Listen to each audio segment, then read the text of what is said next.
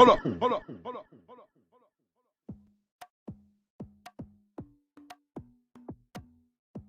a mom to two kids who are currently 12 and 8. The pandemic definitely put us through some testing times with work, school, and lifestyle switching to 100% virtual. Initially, there were challenges as my 7-year-old first grader took time to adjust to virtual schooling.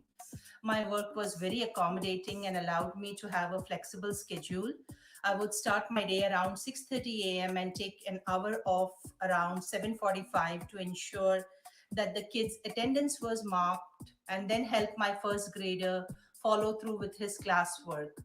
With my fifth grader, she was more independent, and it was ensuring that the school notifications and emails were handled in a timely manner.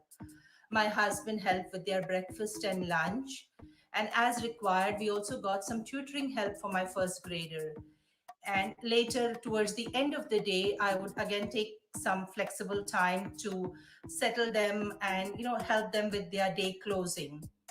We followed this schedule from March till June of 2020. The new school year has been much easier. The kids are settled in with their online learning, and the teachers have a set plan that has allowed for interactive teaching and learning. What's up, y'all? My name is Andrew Defy, a.k.a. the Gorilla Poet Laureate, a.k.a. the Hoodie God, a.k.a. Spittin' Quarantino, a.k.a. I wear my sunglasses at night indoors because my eyes are as sensitive as my heart is, y'all. And we are back for another episode of the Masked Up Community Live Stream, the only live stream dedicated to medical exploration and equity through dialogue. And do we have a show for you tonight? We are handing over the mic to the teens. They are not just the future, y'all. They are the present too. Tonight, joining us on the show, we've got renowned activist Ethan Lindenberger, and we've got 15-year-old vaccine advocate Benjamin Kagan sitting down to talk to one and only Allison Lee. And in tonight's The Racism Crisis segment, we are going to explore a study that says Black teens face discrimination an average of 5 times a day, y'all. Too often we talk about the youth without talking to the youth. And tonight, our platform is theirs. Let's get started.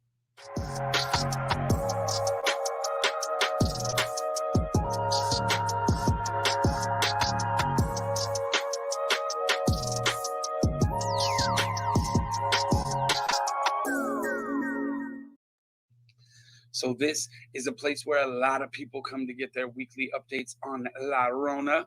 So we'll get that out of the way real quick. And we're able to do it real quick right now because our numbers are below 1% test positivity, y'all. That's right. We are averaging about 2 cases per 100,000 people in California right now, which is incredible. So now, as June 15th looms on the horizon, we are all ready to take these masks off and start our post-pandemic lives. One of the ways Californians knew that COVID had really arrived and was going to change our way of life was Disneyland closing. I am happy to report that Disneyland is back open and even selling tickets to non-Californians right now, y'all. The other semi-exciting but still very weird news has been the incentive lottery for vaccinated Californians announced by Governor Newsom. The state will be giving away $116.5 million in a first-of-its-kind vaccine lottery. I don't know, y'all.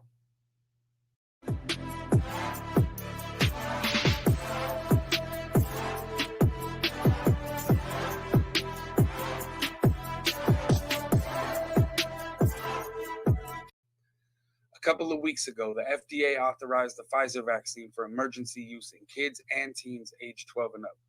NBC News spoke with some 12 to 15-year-olds to get their reaction on the news.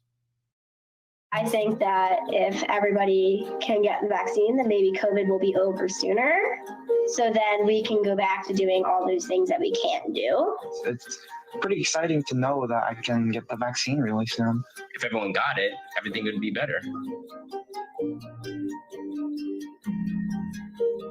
During the pandemic, I've been feeling a bit nervous, generally sadder than I used to. At the beginning, really scared, really sad. I felt mostly scared, right? Because like it was not just like the United States, it's not just Michigan, it's not just my community, it's the entire world, right? We're having a global pandemic. As things seemed to escalate, it just like got worse and worse.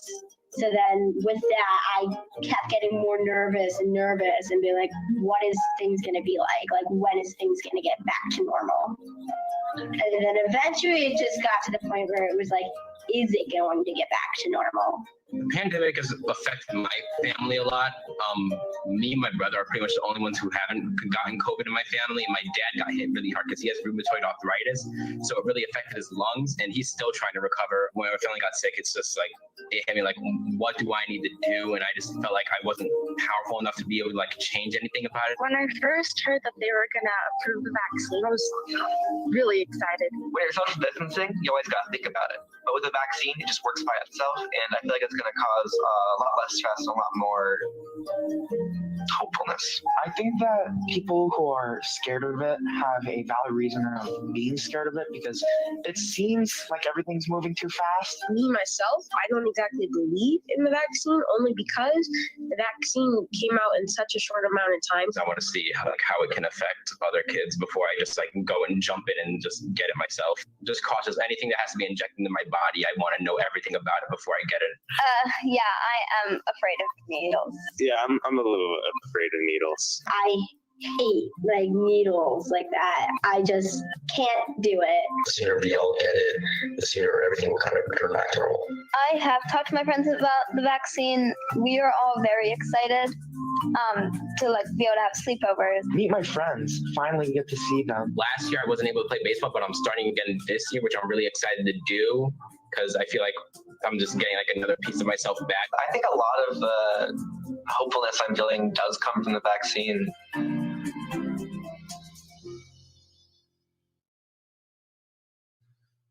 While we're talking to young people about how they feel about the vaccine, let's get into our first interview of the night. Ethan Lindenberger gained national attention when he got himself vaccinated on his 18th birthday against his mother's wishes. Ethan sat down with Masked Up's Allison Lee earlier this week to talk all things teens and vaccines. Hello, Ethan. How are you? I'm good. How are you? I'm great. Thank you. First of all, thank you so much for coming on Masked Up, and thank you for all of the amazing work that you've been doing as an anti-vax advocate. And also, congrats on all of the incredible work and accomplishments you've achieved as of late, from being listed as a Time Next Generation leader to being able to testify in front of the U.S. Senate. Thank you. I really appreciate it. It's been a pretty wild ride, but I'm glad I could be here. Awesome. So just jumping right in, while other teens may see turning 18 as an opportunity to get a driver's license or be able to finally vote, you saw it as an opportunity to finally get caught up on your vaccines. So why was getting vaccinated the first thing on your mind when you turned 18? Yeah, so after I was of the legal age to consent to vaccines, where in Ohio it's 18, the reason that I pursued those vaccines and was really trying to get vaccinated was because I knew how important vaccines were. I did a lot of my own research and slowly discovered that vaccines aren't just a personal protective effort, they also protect your community. And my whole motivation to get vaccinated and pushing to have conversations with people in my life that didn't agree with vaccines came from the idea that if I don't get vaccinated, it puts other people at risk. And it's not a decision I can put off in good conscience. Definitely. So you also mentioned in your Senate testimony that you were involved with debate in high school and how this kind of taught you the importance of pursuing credible information before coming to decisions for yourself. So what research led you to realize that vaccines are safe despite your mother's initial doubts? Yeah. When I was in high school, I led a debate club and did a lot of the tutoring to some of my peers about how to do good research. And I kind of carry that over to the independent research I did on my own through vaccines. And really that started through just the curiosity of seeing a vocal community online that support vaccines. And that was a really weird dichotomy and difference I saw with my mom's beliefs. So in person at home, my mom's saying vaccines do this, so they cause autism. And online, I'm seeing a lot of people say the complete opposite thing, that vaccines save lives and are very, very important. And that research I did out of that curiosity was on very clear scientific sources, the CDC, the WHO, the Institute of Medicine, and trying to look at peer-reviewed studies, and also looking to see what designated and like accomplished scientists were saying, and officials, and across the board, it was just that vaccines were effective and safe, and the evidence was really overwhelming. And so that was the research I did and where I found it and kind of where it came from. I had still conversations with my mom, but really all of the research was extremely scientific and all the conversations were very personal. Hmm. Yeah, I love that you were able to do research on your own and come to your own decisions. That's really inspiring and great to hear. Yeah, it's something that, like, I think with the age of the internet is becoming more and more common. If you had to do scientific research a long time ago, you'd have to probably go to an official or a scientist or a doctor, ask them questions, go find, books at your library, and you can just go on your phone and find really clear scientific evidence very quickly. The problem, though, is with the internet, you also can try in good heart and good consciousness try and do research and then find bad evidence and bad research. So it's definitely, I think, important to say that I did my own research, but it's good to emphasize that it was scientific research. It wasn't just research, that I was validating my own beliefs. Definitely. That's super important. So did you have any initial doubts of your own about vaccines when you were younger before you decided to get them, especially, growing up with a parent who was anti-vax? I didn't have any personal doubts around vaccines because I didn't understand how important vaccines were. Growing up, the conversation around vaccines with my mom was pretty short. It usually just went like, I'm glad I don't vaccinate you guys because vaccines are so dangerous and they kill people. And, when we're like 8, we're just thinking like, okay, that's cool. I don't want to die. And that was really all the conversation was. And there was no intentional education on and misinformation on why vaccines are dangerous. It was just like this idea that my mom would passingly throw out there. And when people would say, oh, you're not vaccinated, I'd go, no, my mom doesn't believe in vaccines. And they'd go, that's weird. I mean, vaccines are pretty inconvenient and they hurt your arm. And I go, yeah, that doesn't sound like fun. It was never a passionate issue to me. And once I did my own research and was starting to uncover why vaccines are so important, why people were vocally supporting them so fervently, that's when I started to actually have my own thoughts, where I was like, okay, I think my opinion on this is that vaccines seem really important and really, really safe and effective to prevent lots of deaths, which is something I never heard before. If my mom's just telling us that vaccines kill people and they're dangerous and blah, blah, blah, she's never going to say, but some people think that vaccines save lives. That was never an idea that I came across until I did my own research. Interesting. So speaking of this whole anti-vax debate, what strategies have you found effective or not effective in changing the minds of people with anti-vax beliefs? I think changing the beliefs of the anti-vaccine community is extremely difficult because we're looking at a small margin of the population that is super deeply rooted in misinformation. And they have a conspiratorial mindset that makes them not believe or trust the traditional sources and avenues of facts and truth. Someone that believes in conspiracy theories as deeply as my mom does, who is very anti-vaccine, she will not look at the CDC as a reliable source. She will not look at the WHO as a reliable source. She won't look at scientific evidence as reliable sources. And because of that, it's hard to have any kind of debate because everything you're saying is out of this ill-fated attempt to misinform or sway her. And all the evidence is just not reliable. And that's a very intentional method of misinforming people. It's not just believe this, it's don't believe any of that. And when you're debating or having conversations or trying to change people's minds within that worldview, it's near impossible. So what I've seen is more effective is trying to be empathetic and kind and try and just maintain the facts, maintain your beliefs, but never push to change people's minds because that really causes divides to be sown. And when people slowly start to see changes in their life or someone close to them gets hurt from a preventable disease, that's more of the traumatic reasons that the anti-vaccine crowd comes out of their belief structures. And sometimes on the rare occasion, someone that they love and trust, that they believe is a good person, when they start disagreeing with them, it's like, okay, I'm a little more inclined to believe you. And so you have to build that relationship first. And that's when you can start having that conversation if you're really trying to change someone's mind. I'd also say, side note with that, trying to change anti-vaccine individuals' minds and what they believe, I feel like it's very hard, and I don't think is as effective as changing the beliefs of those that are hesitant. Because when people are hesitant and skipping and delaying some vaccines, it's still just as important to have that conversation with them as it is with the people who believe that vaccines are very dangerous. And so the hesitant community is also much larger. You know, we have a lot more people that are hesitant to get every vaccine they should and follow the proper schedule. And we communicate to those people that they should get vaccinated completely. That's going to be more important to reaching herd immunity. So pragmatically, don't talk to anti-vaxxers. Focus on the hesitant. Realistically, if you have a relationship with someone, that's where most change can occur. Mm-hmm. Yeah, I love how you mentioned coming from a place of empathy, especially when talking to people with anti-vax beliefs. So that kind of segues perfectly into my next question. So you've often mentioned that despite the fact that you disagree with your mom, you know that she's coming from a place of love in terms of her concerns. So how has having an anti-vax parent shape your views on anti-vax groups as a whole? And do you think it has made you more understanding of people with these beliefs?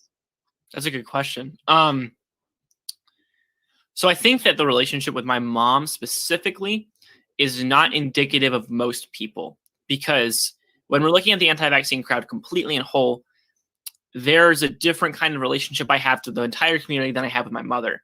And if I transition the views I have on my mom to the entire community of the anti-vaccine world, that's going to kind of lead to some bias and some projections from a personal relationship, contorting my view of a scientific and social issue. It's kind of like talking to anyone who's like liberal or Republican or Democrat. If you take that person and make them everyone in that community, you're going to kind of form a bias and you're going to form some judgments and prejudice. And so for my mom, I've seen that she was coming from a place of love and care, trying to take care of her children. So that definitely impacted me. But I think that my view of the anti-vaccine community through that has established that people are misinformed and not malicious, and that there's others that are intentionally misleading them to get money or profit off of that misinformation. Mm-hmm, mm-hmm. So why do you think that anti-vax beliefs and misinformation have become so prevalent as of late? I think statistically we see a rise in hesitancy in different communities, and we can see different reasons for different demographics. And when you try and extrapolate what the reason is that people grow in hesitancy, you have to look at how hesitancy and conspiracy theories grow in the first place. And usually that happens because of disenfranchisement. Most people become conspiratorial, or they don't believe in science, or they don't trust the government when they feel like they've been mistreated or neglected. And I think that is very clear with many people that are very vocal in the anti-vaccine community. Some people that their children died and they were diagnosed and like postmortem with SIDS. And SIDS is a very tragic, kind of confusing diagnostic to get when your child dies and they say you had sudden infant death syndrome. And it's really hard to explain what that is. And parents go, well, I need the answers. And so I'm going to find them. And then they start connecting the dots where they don't really exist. And we see people that are in low financial or poverty and like that kind of situation.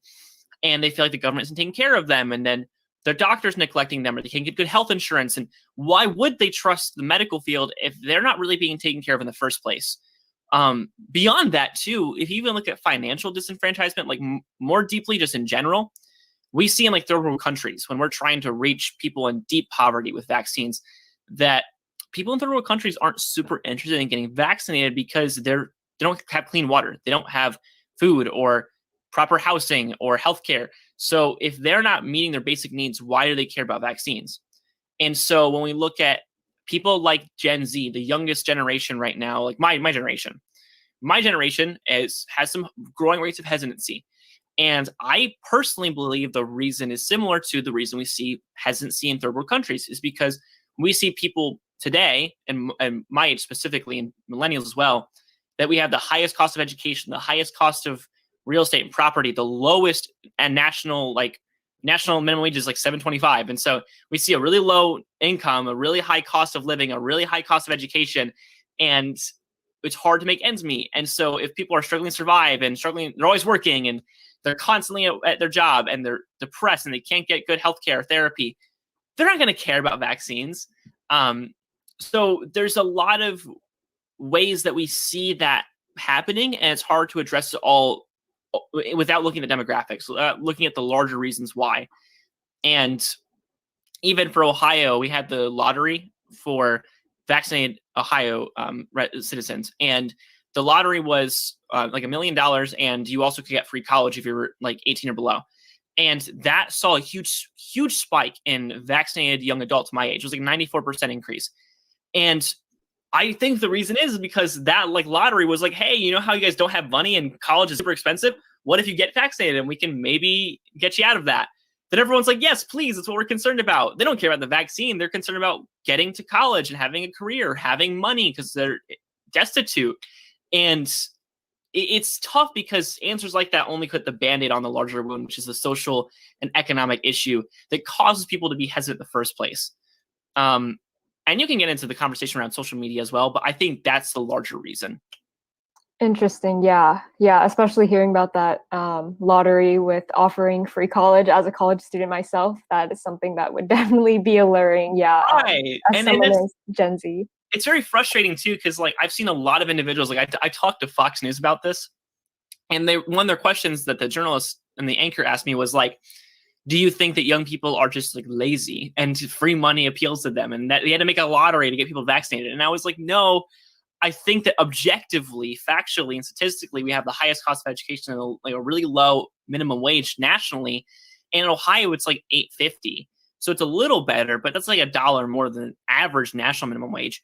And still not livable in any regard. And I was like, I don't think it's laziness. I think it's a socioeconomic issue that's causing people to be neglecting like their own personal health and safety.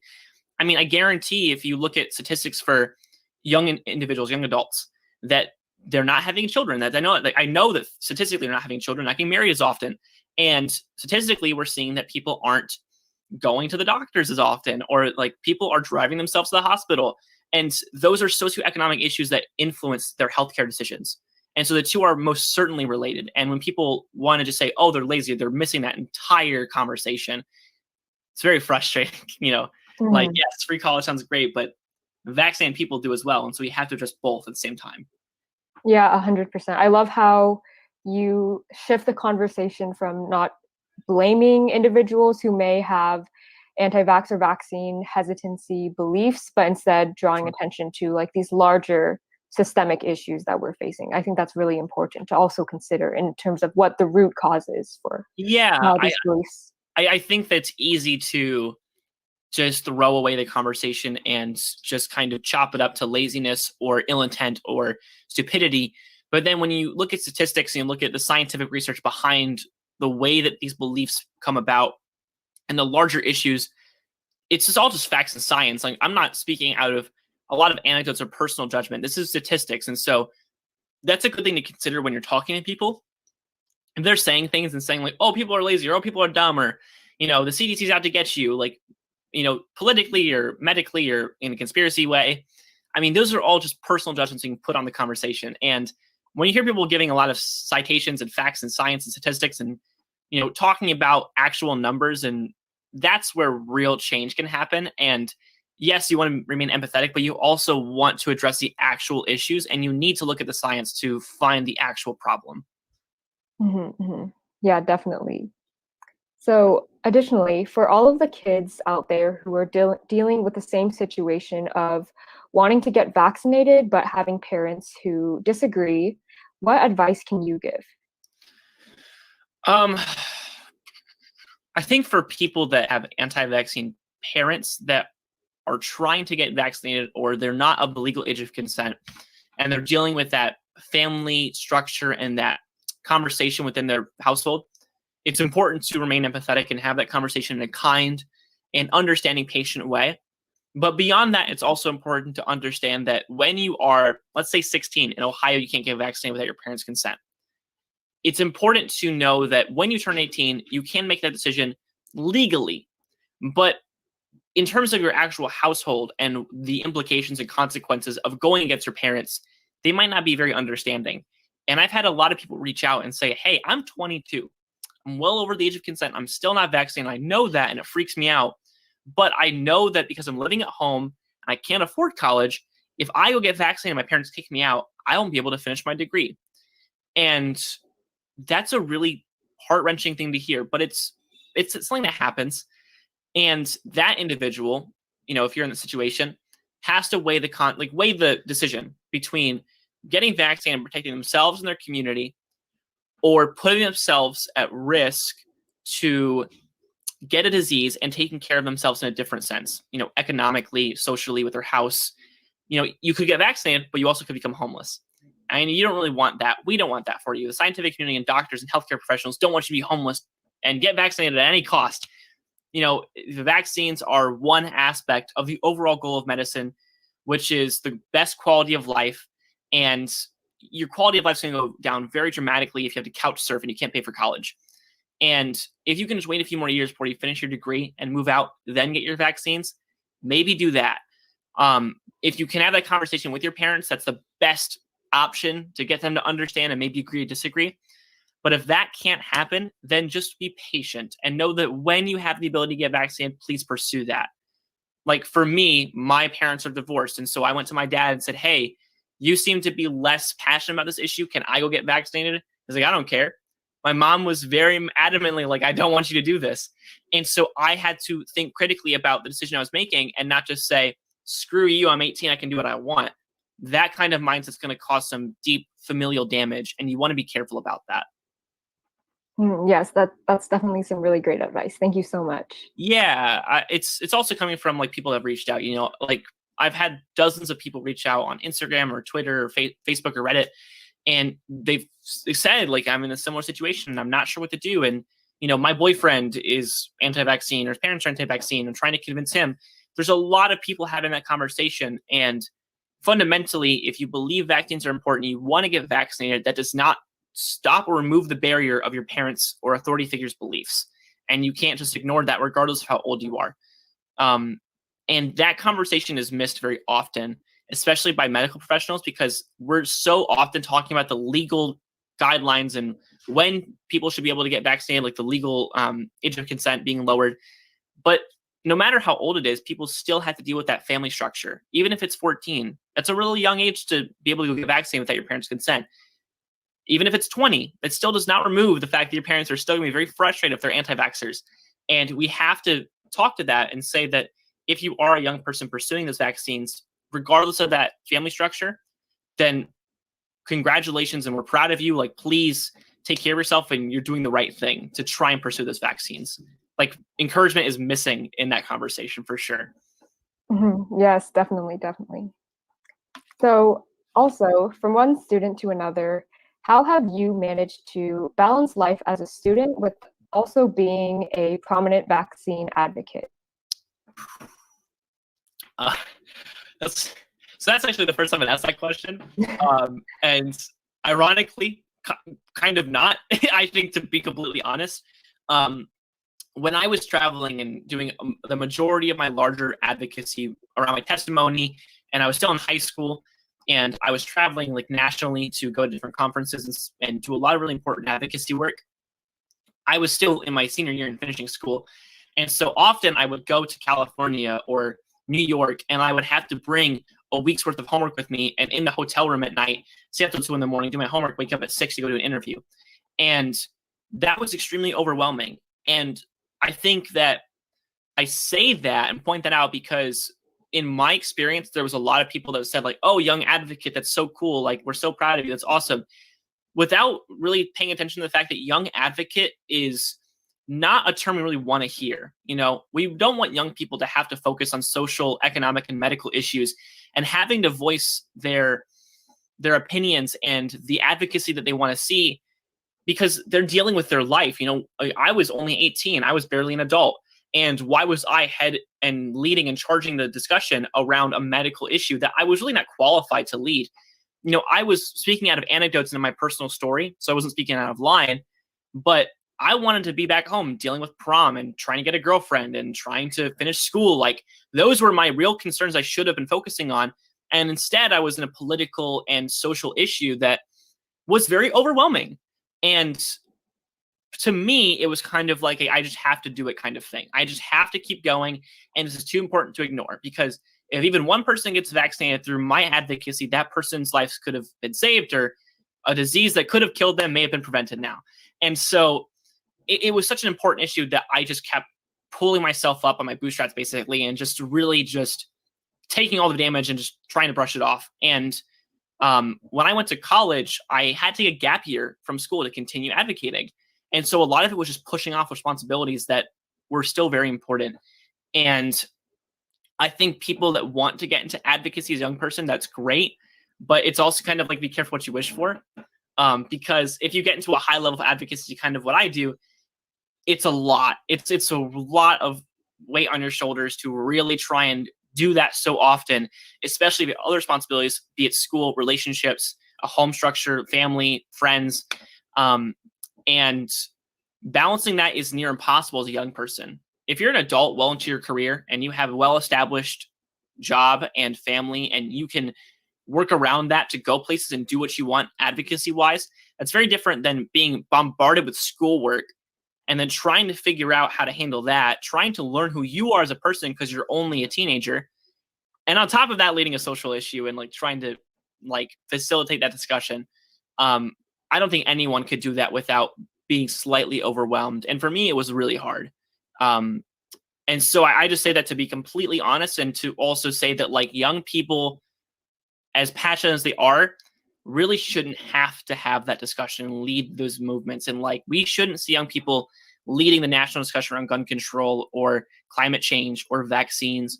Like, those are adult political, socioeconomic issues that need to be addressed by professionals.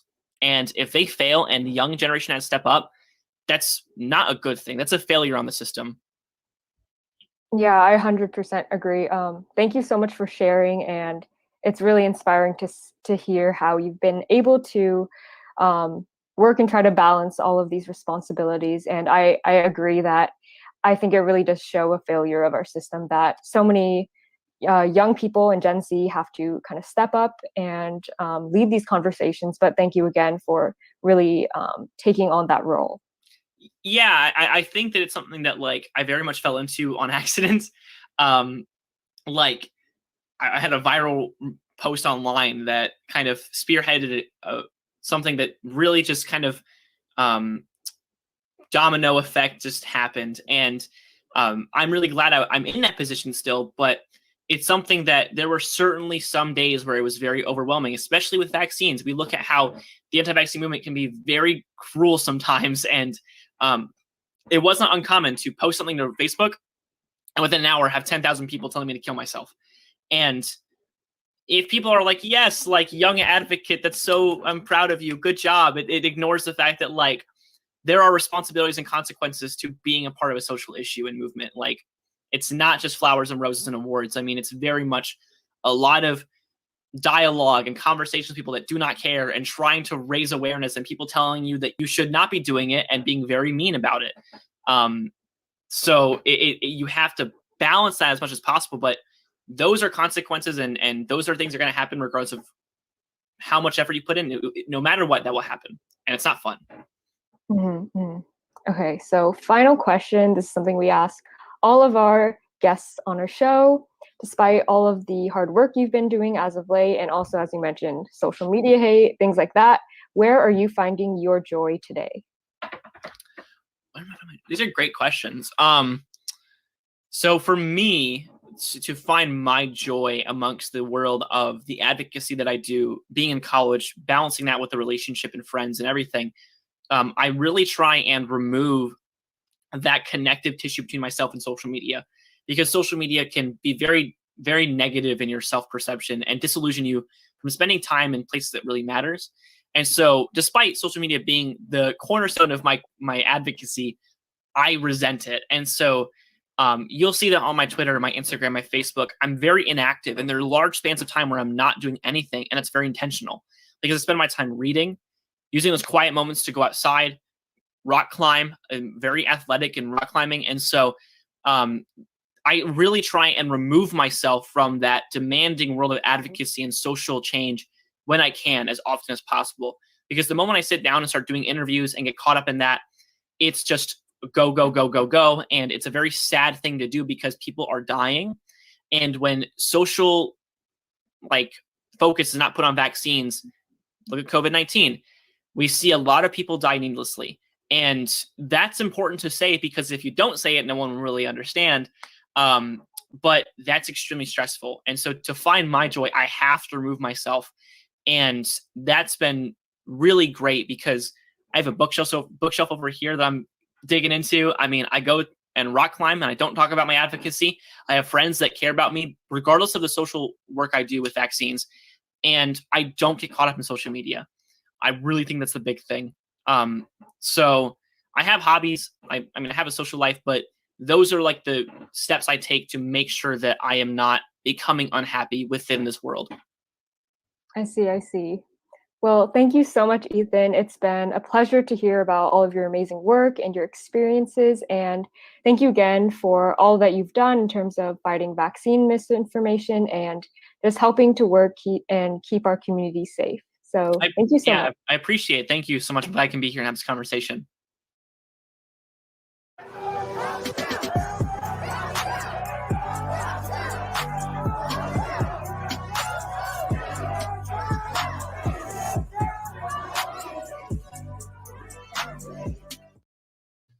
Look, we all know racism is a public health crisis, but how does that health crisis affect teens?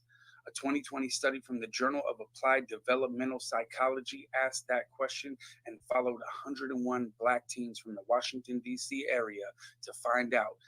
And no surprise to anyone, it turns out Black teens face an average of at least 5 incidents of discrimination a day.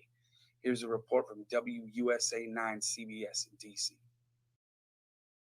This week, we're talking about the negative effects racial discrimination is having on our young people. Our Michael Quander is asking the tough questions and discussing how we can start finding solutions. Racial discrimination, it's nothing new. We all know it happens. But one study followed a group of teenagers from right here in DC. It found that Black teens face racial discrimination on average 5 times a day. That's 5 times. And the effect may cut deeper than you think. My name is Devin English. I'm an assistant professor at the Rutgers School of Public Health. What were you all looking for when you all first set out to do this study? What we were interested in, first and foremost, was being able to measure how often racial discrimination was happening. In this study, we measured racial discrimination on a daily basis on 101 Black adolescents from 4 schools in Washington, D.C. Why did you all pick children from D.C. For this study? Because of my experiences growing up in the DMV, seeing racial discrimination in my environment when I was growing up, it seemed like a really important thing to do right at home.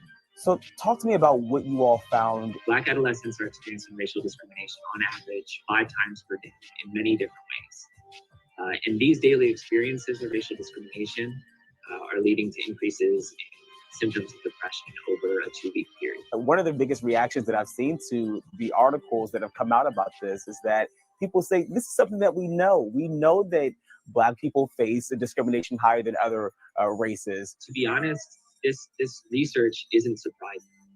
And we think that is part of the power of the research. It supports what researchers and Black activists have been saying for a long time. Anti-Black racism is a part of daily life for Black youth. This is really a part of a body of evidence that shows that racial discrimination should be treated as a public health emergency. In what ways can those conversations start to happen? And I believe that it is on white community members in DC to call out racism and to actively practice anti-racism. Definitely important work that you're doing and an important conversation this research is hopefully starting. Here we have Devin English from the Rutgers School of Public Health. Thanks. Thank you so much for having me, and thank you so much for the work you're doing. We have been highlighting some amazing health and wellness work being done by young people this episode, so it only seems right that we wrap with another Allison Lee interview. This time, she sits down with young Benjamin Kagan, who's been part of an incredible movement of young folks working to help elders find and schedule vaccine appointments in the Chicago area. Benjamin is only 15 and already being the change he wants to see in the world. Benjamin Kagan, how are you? I'm good. How are you? I'm doing fantastic. First of all, thank you so much for all of the incredible work you've been doing these past few months with the Chicago Vaccine Angels. We're so excited to be here with the Chicago Vaccine Angel himself, and we're just super excited to hear everything you have to say about all of the work you've been doing as of late, booking appointments for seniors in terms of getting COVID-19 vaccines. So just jumping right into it, you're a freshman in high school as of now, and I can imagine you've probably been super busy, not only balancing schoolwork, but also having to stay up late to book COVID-19 vaccine appointments for seniors.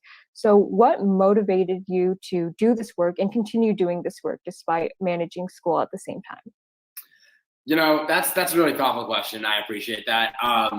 Reading some of the stories of these people that I've been helping is really what continues to push me to keep going.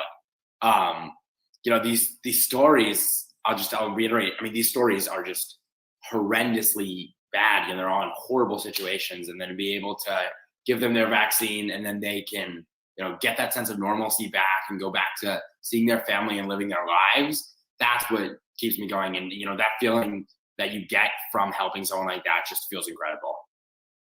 Absolutely. Yeah. Just thank you so much for all the hard work you've been doing. And it's really been important to help people get vaccines so we can all return to normal. I know that's something that is really important to all of us.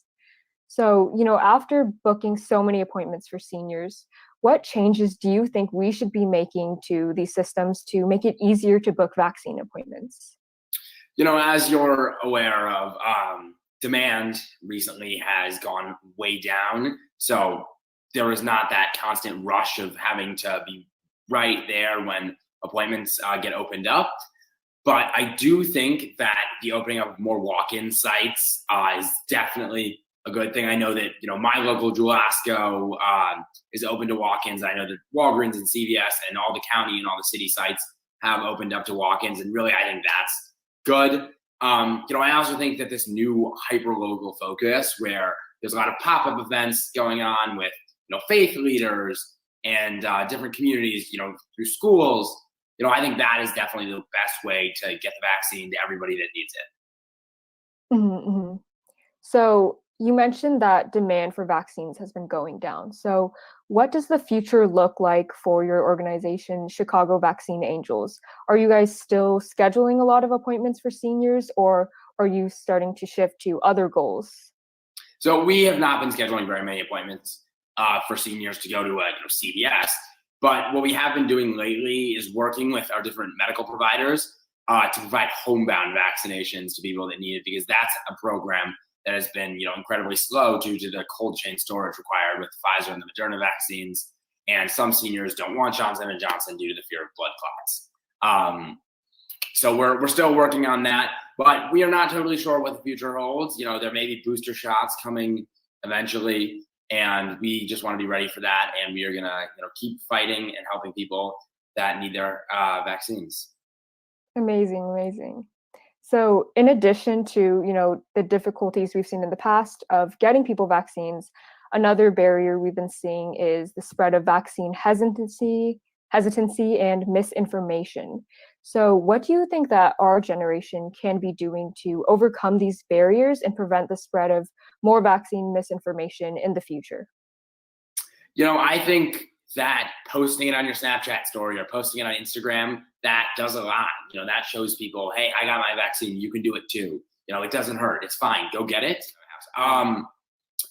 Yeah, you know, just encouraging people to do it and encouraging people to get the vaccine through social media is definitely one big thing, but also talking to your friends, telling them, I got my shot. You know, we can stop wearing masks if we get the vaccine. One of the biggest things that is now starting to play a role is encouraging people to get the vaccine so they can go to concerts. You know, I know that I'm super excited to go to Lollapalooza later this year. and there's going to be, no masks because the concert is, it's forcing either a vaccination or a test every single day.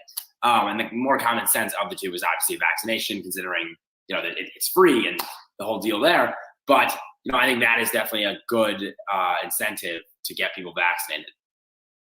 Yes, definitely. I agree. Especially, for us Gen Zers, using social media is a great way to help encourage other people to get vaccinated. Also, concerts. I'm super excited to go to BTS concerts when everything opens back up. So yeah, that's amazing. So just a few weeks ago, the FDA announced that teens between 12 and 15 are now eligible for the Pfizer vaccine. So I know you were doing a lot of work helping seniors get vaccines when you weren't eligible yourself, but have you been able to get a shot since? Yes, I have. My second dose is actually coming up next week. The day that the CDC came out with the guidance on that Wednesday, I thankfully called my friends at the Cook County Health Department, and they got me right in that night. That's amazing. I'm so glad to hear it. Thank you. So additionally, what message do you have for other teens out there who might be hesitant about getting vaccinated, especially since this news about Pfizer being eligible for them has just opened back up? Yeah, I would say get your shot and you can have a normal summer. That's the thing that I'm looking forward to the most. I'm going to go off to summer camp, and pending that new CDC guidance, summer camp is going to be pretty normal, and my entire summer is going to be pretty normal, and masks are not going to be required in the vast majority of places. So get your shot and you can take that mask off and you can really get back to having a normal life. And hopefully next year at school, there's going to be no masks, there's going to be no distancing, and we're going to be back to having a normal, fun school year that, is pre-pandemic. Yes, definitely. So last question, this is something that we ask all of our interviewees. Aside from all of the amazing work you've been doing, where are you finding your joy today? Yeah, I really enjoy playing soccer and playing baseball. That's what I love to do. And when I'm not booking vaccines or talking to healthcare providers about doing in-home stuff, I definitely would say, playing soccer and playing baseball are two things that cause me the most joy.